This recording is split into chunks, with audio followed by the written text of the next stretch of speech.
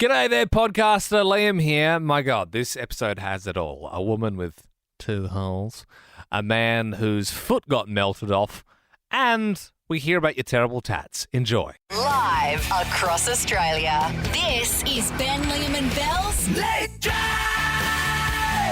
On Nova. Did we all watch the Logies? I missed it, but I had stuff on. I also missed it. My wife Sam said, I saw an article for like the best and worst dressed, and I clicked on it. I didn't know who anybody was. You know what? I don't know if I can say this, but I looked at the Insta post today and I was like, I know half these people and I don't know the other. Well, look, if you didn't watch the Logies, Larry Emder from Channel 7 won the Gold Logie, and he came out and said, this was before he won it, he said if he were to win the Gold Logie, he was going to get all the other nominees' initials tattooed on his butt. So he did follow through with it, so that's why we want to know 13, 24, 10, terrible tats. Tats, what did you get? Tats, do you regret? Tats, give us a call. Tats, whoa. Yep, that's right. 13, 24, 10. If you have got a terrible tat, if you know someone with a terrible tat, we want you to give us a buzz. We have got tickets to go see Amy Shark. I got a kind of crappy tat. Ben and Belle, you know this. It's on my arm. I called that my Premier League team, Liverpool, would win a season out. They didn't win. They did win the season after, though, and Ben fixed it up freehand. But it gets less funny every year. It's starting to dawn on me more and more that it's like a life decision. And I have toyed with the idea of getting it removed, but I think it would be too much. Don't do that. Imagine when you're 60 and you look at it. I know. I'm already now. I'm like, why did I do that? Let's go. Pete in Sydney. Good evening. Tell us about the terrible tat.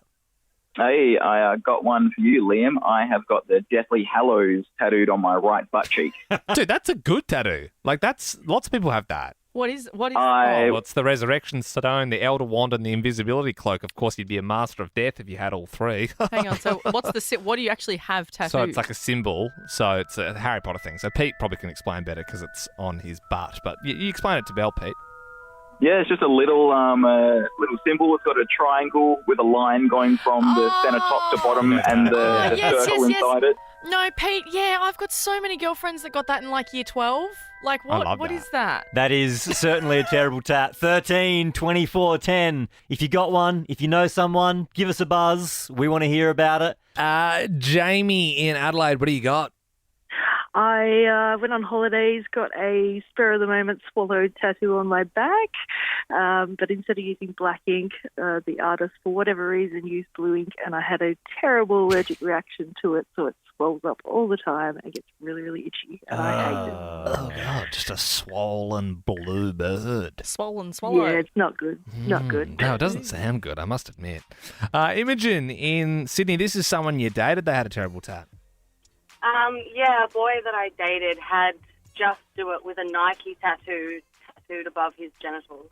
Oh, it was okay until the genital part, I think. Was it? Yeah. Having Just Do It with a Nike tattoo? I don't think that's ever okay. It could be worse, but I wouldn't do it there. Catherine in Sydney, this is your dad. What did he get? Hi, my dad got the grandkids' names down both forearms. The problem being, it looks like a 5-year-old wrote them, and it looks like a serial killer's hit list. Yeah, okay. So I get what you mean. So it's just like he's going to cross them off as he murders. Yeah. He goes, it's nasty. And he, poor thing, when I told him they look shit, he got really upset. It's hard to change, I suppose, once you've put them on there. I get it, though. When I got one on my arm, the guy said, is this it? Because he was like, I assumed he was checking the spelling. Because it was in Times New Roman, and then he started tattooing me in Times New Roman, and now I've got that on. That's like the most simple of fonts. Yeah, you know.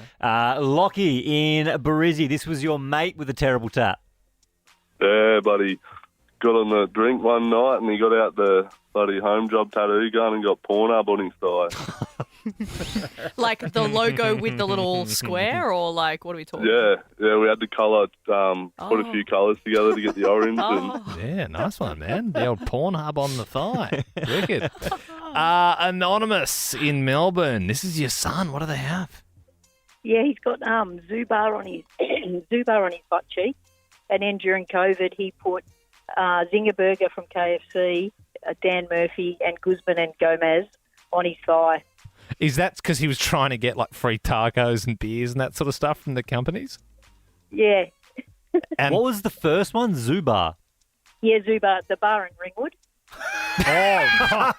Okay. And so have Zubar, Guzmani Gomez and Dan Murphy's, have they come to the party? Like, does he have any sweet perks or? Mainly just at Zubar. Yeah, I would have thought What does so. he get, like free entry or something? And thank you very much. That is a great one. Terrible Tats, 13 24 10. Jordan, what do you got? So I was in Bali and I got "Suck Me Beautiful" written across my ass cheek. What? Nice one. Jordan. And I've seen those sorts of bumper stickers around Bali, but yeah, I don't know if you'd get that one inked. Does anybody ever, does it go down well when you show people? Do people hate it, Jordan? Oh, it usually gets a good laugh. You know, it's pretty funny. It's just a comedic tattoo, really. I mean, it's on the wrong side of your body. Suck me, beautiful. What did you just say? Depends what you're into, I suppose. Emma in Melbourne. This is your partner's tat. It's a crap one. Yes. So his brother passed away, so he got a portrait of him, but it looks nothing like him. It looks like a kid's drawn it, and they've gotten the year that he passed away wrong. Oh. What? How? So instead of 09, they've done 08. Hard to fix as well. Yeah. It is. And it just, what does it look like? It looks like a kid's drawing, did you say? Like, it just, does it look like a human? It looks like a human, but it doesn't look right. Like, it doesn't look like an actual person. So what, is the nose a bit wrong, or are the The eyes nose, just a bit far apart? eyes. Or? Yeah. Just everything's misshaped. Yeah. Oh, that's sad. Yeah, that's a terrible tat, Emma. Thank you very much for sharing. Bit of a content warning on this because we're about to open up the forbidden folder.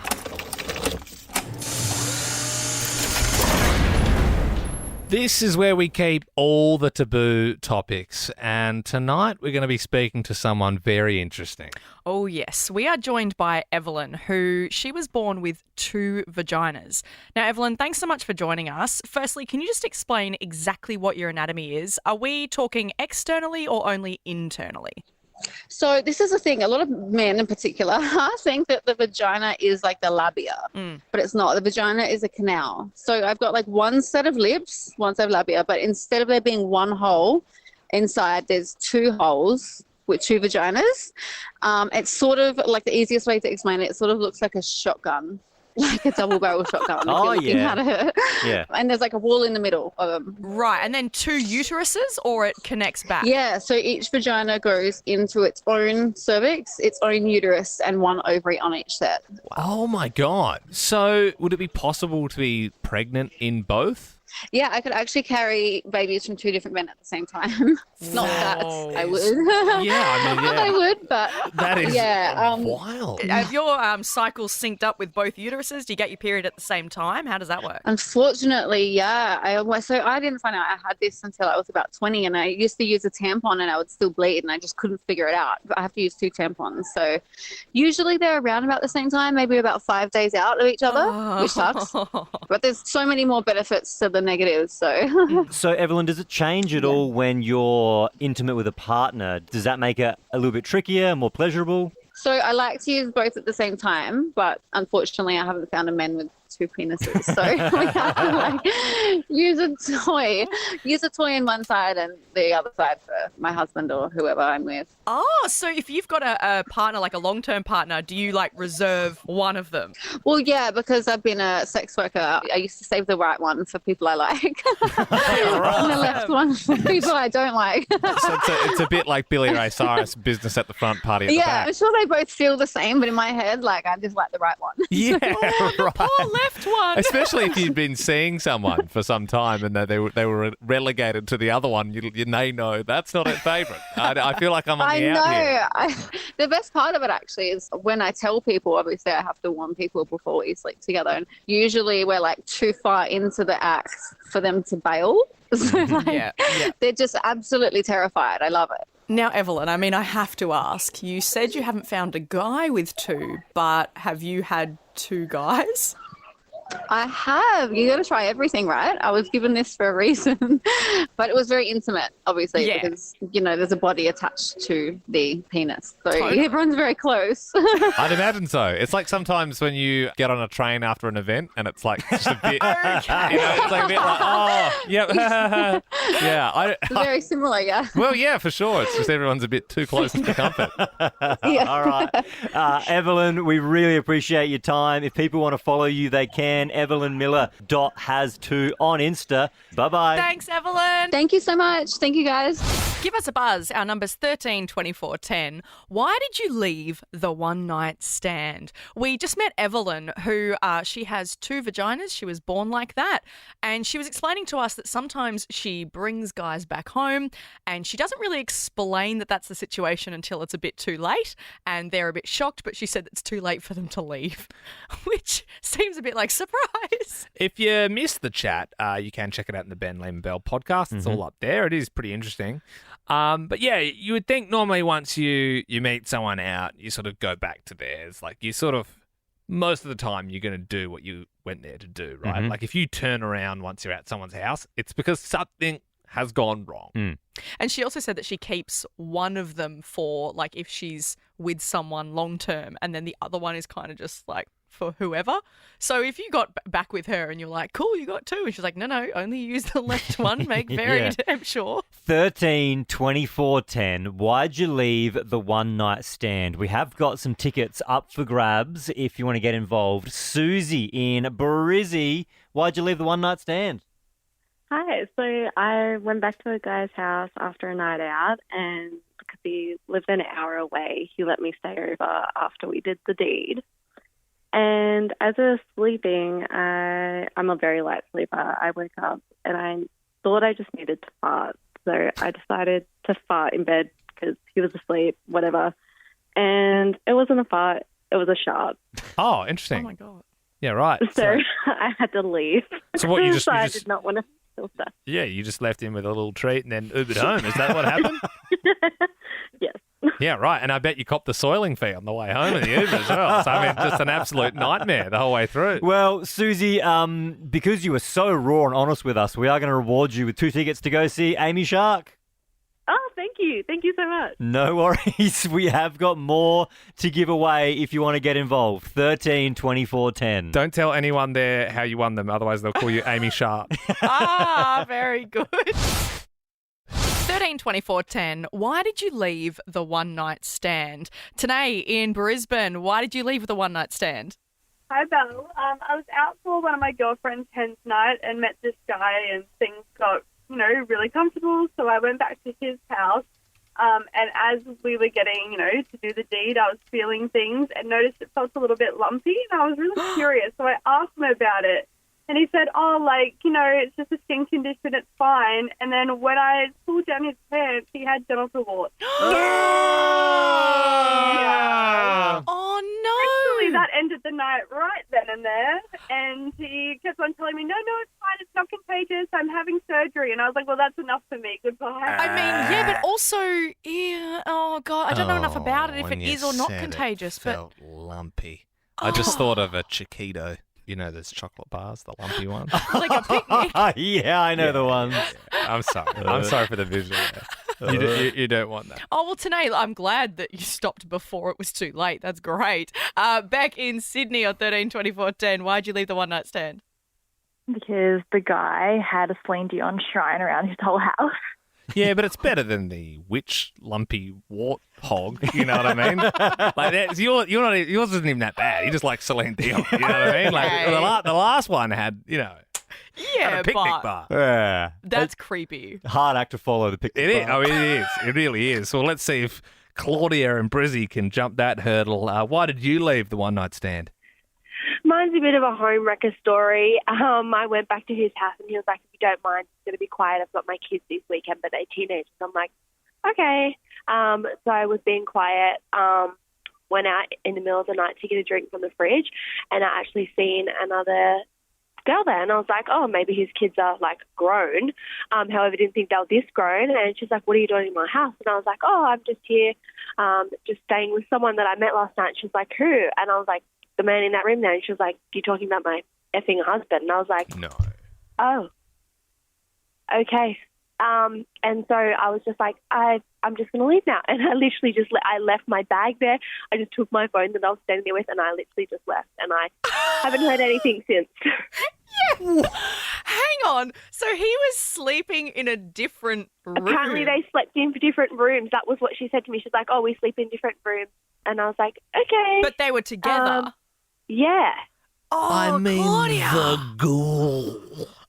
Yeah. On and this I was man. just like, I still think about it, but I'm also like, I'd rather not know. Yeah, I mean, but you weren't to know. Like, it's not I your know. fault. And I felt really bad for her, though.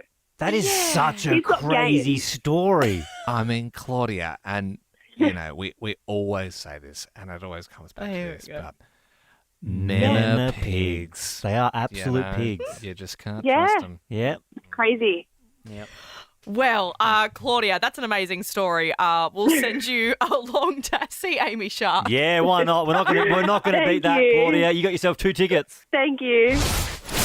I think mushroom risotto. I reckon fish fingers. Bangers and mash. Winner, pick their dinner. I think it'll be my favourite moment in radio when this finally goes off. Joel and Brizzy were playing Winner, Pick Their Dinner. We're about to call the random Australian. If you can pick what they're having for dinner, we're going to pay for yours. What are you feeling tonight? I'm feeling steak and potatoes. Steak and potatoes, which is very just, bland, but it's business. It says Monday to me. I like it. All right, well, let's see if this person is eating steak and taters. Hello, Samantha speaking. Oh, hi, Samantha. It's Ben, Liam and Belle here. You're on Nova. We're playing Winner, Pick Their Dinner. What's for dinner tonight? Tonight is probably going to be just a ham and cheese toastie. For dinner. Fortunately, we were looking for steak and potatoes, so we're going to have to love and leave you, Samantha. Joel, you didn't pick it, my friend? No worries. All good. Thanks, guys. See you, Joel. Devastating. Times are tough. Cheese Yeah. toasty for dinner. What the hell's going on there? It's a fun dinner. Yeah, it's just minimal nutrition. It's not nutritious enough, is it? There's not enough protein in that ham. It's so thin, but a big juicy steak. Oh, yeah. That'll do wonders for you. 132410, we want to get your stories on kitchen mishaps. If you've had a disaster in the kitchen, 132410, because last week we were just getting calls left, right and centre from people that were getting serious injuries in the kitchen. I was mandolining some nice vegetables. I got in a bit of a rush and I took the guard off and I ended up mandolining my hand when my hand was already in before I realised. Yeah, that one was bad, but the one that sticks with me was the story from Claire about the dishwasher. I was helping my mum unload the dishwasher, and I guess she didn't realise I was standing behind her, and she turned around really fast with a knife in her hand, and she accidentally stabbed me right in the bum cheek. Oh! I feel like we're going to have a lot of queasy stomachs with these stories, but we love these stories. If you've cut something or lost something in the kitchen, 132410. I mean, it doesn't have to be like stabbed in the arse meat. Like, it could also just be like, like you started a fire. Yep. Or you just cooked something really bad. These are all great examples. What have you got? 13, 24, 10. We are looking for disasters in the kitchen. Sarah in Sydney, what happened? Oh, I was cutting an avocado. It still makes me feel sick to this day. And when you have it in your hand and then you sort of use the knife to try and get the big bit out, like the big seed, and I've gone straight through it and it's gone through my hand. I ended up in hospital. Like I had about 6 stitches through the centre of my hand. Like I actually did myself a real injury. And it still makes me feel so gross. Like, I mean, as if you just, to get the seed out, I just karate chop down on it with the knife, obviously. Okay. Well, you've got to be careful doing that too. Well, my hand's nowhere near it. I mean, it's better than what Sarah was doing. 13, 24, 10. We are looking for kitchen mishaps. I wish you could see the producers' faces right now answering these phone calls. Kate in Brisbane, good evening. What happened in the kitchen? Hi, guys. Yeah, when I was a kid, my mum was cooking toffee on the stove. And my big sister thought it'd be funny to pretend to put her finger in it. So I thought, it's cool enough, I'll have a taste. I put my fingers in it, and it was the most excruciating pain I've ever felt. I pulled it out, and the blister blew up that big that I thought it was toffee, and I was a child. I'm pulling it off. It was my skin. It was my skin and I didn't know. That's so graphic the way you told that. Just your fingers blew up like balloons, but it was just the blister. Oh, God. Kate. And so what happened after? Have you, you haven't lost half a finger? No, they didn't. It was just very painful and it took a long time to heal, but they didn't actually think I'd get a fingerprint back, but I did. Yeah, well, it would have been good for crimes, like an international espionage if you had no fingerprints. Bruce in Melbourne, what's your kitchen horror story? Yeah, g'day. Years ago, I was mucking around in the kitchen with my wife, and I've come up behind her trying to give a little bit of a cuddle. Mm. And, when you're telling someone, go away and you poke something or you point something at them? Yep. Well, she had a butter knife in her hand, and I've accidentally leant forward, and it's got me right in the eye.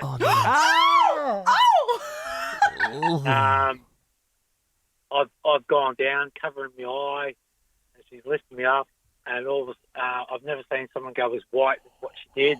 Yeah. There was blood just pouring out of my eyeball. Dude, and with the butter knife. Are you still able to see out of that eye? Or? Yeah. 1 millimetre over and it would have been gone. Yeah, right. And lucky it was a butter knife, not a steak butter knife. You know? Yeah. Hardcore. Oh, dude. I don't know. In my head, it was going to be into the guts or into the chest, Yeah, and that's then you brutal. said eye, and okay. Well, lucky it's still working. Manuela joins us now in Melbourne. This was your sister. Please tell us about the disaster in the kitchen. Yes, it was. We got my sister to use one of those electric, industrial slicers. She was really good helping us at a busy cafe, many years ago. Now she's in her 30s. She was 12 at the time. And we had sent my dad home for the day. We're like, Dad, don't worry, you rest. We'll look after this. Me, Mum, family business. Anyway, she used the slicer and she cut the top of her thumb off. So it just, it was really bad because she was in shock, my sister. My mum nearly collapsed in the corner. So I was like, Dad, you might have to come back because Yeah, and once again, very good at international espionage without the thumbprint. Assist with that. He used the same joke twice. Well, yeah, I mean, Liam wants to get into crime. Well, no, for people that just tuned in, they would have gone that's quite good. For anyone, of course, for anyone who had the misfortune of listening to the podcast on the last 3 minutes, ouch. 13 24 10 is our number. Give us a buzz if you had a disaster in the kitchen. Also, who's the bright spark putting a 12-year-old on an industrial slicer? Kitchen disasters. If you have got one, we want to hear about it. Amanda in Brizzy, this was your daughter. What happened in the kitchen? She was baking a cupcake with her sister, and I wanted to take a photo, but she didn't want her sister in the photo, so she put her head in front of her sister, and her bun got caught in the mixmaster. Oh, not a bun in the mixmaster. And was there a kill switch that you could quickly turn the machine off? I was making it's a blender. No, it got jammed. Oh. Hair in the blender. And in the muffins, even worse. You had to throw them all out. Alana in Sydney, kitchen nightmare, what happened? And my father-in-law decided to burn my kitchen down. Right, completely down? No, well, half down. So he comes from the really old generation where they have that kettle that you put on the stove top to warm up. Yeah. And he decided to make himself a cup of tea with my new modern electric kettle. Oh, wow. Popped it on the stove, and we got a phone call saying that they've had to come in and use the hose to put out the fire in my kitchen. So I had to get new kitchen cupboards and a new stove. It was cool. Because he's just put the plastic electric kettle on top of the stove. Just They don't build melted it these away. like they used to. He's like, bloody hell, this is taking forever. And it smells really bad in here. Ryan in Sydney, what's your kitchen disaster? Oh, okay, mate. Well, I was a chef for a long, long time, so I've got a few. But the worst one is we used to clean the hood every night on a Friday night, end of the thing, so scrub down. And the kitchen hand was in a rush. He wanted to go, he had a date or something, so he's got up there before everything's off, and he stepped in the deep fryer when it was still on. And we tried to, when we got him down, we were trying to keep it, he's got to call the ambulance and keep your shoe on, but it was burning still because it's full of hot oil. So we cut it off, and he pulled it off, and it pulled off like his foot looked like meat. Pulled all the skin off. It was disgusting. He never came back to work. Well, do you know, Ryan, do you know what happened to him? Like, what happened to his foot? It was actually in Scotland. It was the Old Course Hotel on the Old Course golf course. Oh, wow. In Scotland. I lived in England for like 10 years, but I lived there for 2 years. Yeah. And so, he was off because it was a work injury. It was a lot of paperwork because I was the exec sous chef, so it was my responsibility. Yeah. How did someone's foot end up in an on deep fryer? Old mate's lost his foot and Ryan's like going, oh, so much paperwork. We have got 2 tickets to give away to go see Tones and I. Yep, she is bringing a highly anticipated headline tour live across Australia this August and September. Tickets and info at livenation.com.au. And whenever we have got music tickets to give away, we leave it up to Liam to figure out how. And I think you guys are going to love this one. After memorable, groundbreakingly creative segments such as Curry Styles, Egg Sheeran, Lasagna. You didn't even blow on him. He's definitely burned his mouth. Post Melon, Spam Sniff.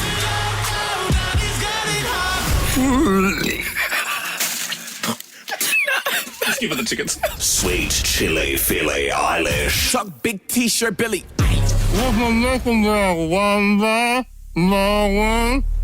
Olivia Rodrigo. Go.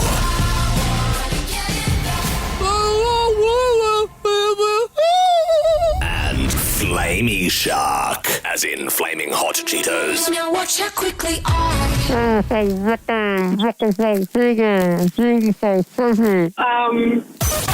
Call us now on 13 24 10 for tickets to Cones and I.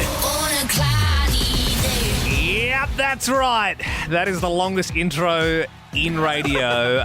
But if you didn't hear the end there, we're doing Cones and I. So Olivia in Melbourne, I've got this ice cream cone. I'm about to pack it into my mouth. I'm going to sing a Tones and I song. And if you can pick which one it is, you're heading along. Hi.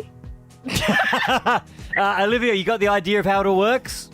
Yes, I think so. All right. If you get it wrong, we have got full phone lines waiting to win these tickets. So good luck, Liam.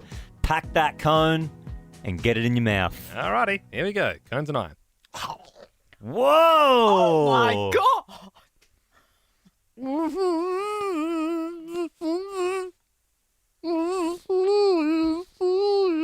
It'd be so cold. Is it Fly Away? Oh my God, you got it in one! Well done! I had a dream that someday. Olivia, you're going to go see Tones and I! Oh my God, thank you so much. How was that, Liam? It's one of the tasty ones. Better than Spam Smith, I'll give you that. Yeah. Can I say, the depth that he put that whole ice cream cone in. Yeah, it was impressive. That was very fun. We will be putting it up on our OnlyFans later if you want to check it out. For more great comedy shows like this, head to novapodcasts.com.au.